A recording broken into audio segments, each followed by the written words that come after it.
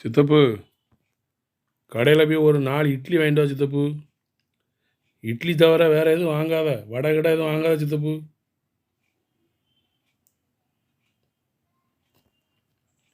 சரிப்பா, போயிட்டு வரேன்ப்பா. அதாப்பா இட்லி. என்னப்பா உன் இட்லி? சித்தப்பு ரொம்ப நன்றி இட்லி வாங்கி தந்ததுக்கு. பார்ப்போம், சித்தப்பு இட்லி வாங்கி வந்திருக்காரு. எந்த கடையில் வாங்கினான்னு தெரில, நல்லா இருக்கான்னு தெரில. என்ன நியாயமாக இருக்குது? இட்லி மட்டும்தான் இருக்குது. இட்லி மட்டும் இருக்கு, சட்னி இல்லை, சாம்பார் இல்லை.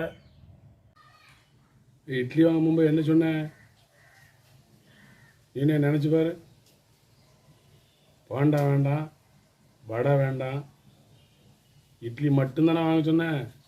அதான் இட்லி மட்டும் வாங்கி தந்தேன். என்ன சித்தப்பா அப்படி பண்ணிவிட்டிய?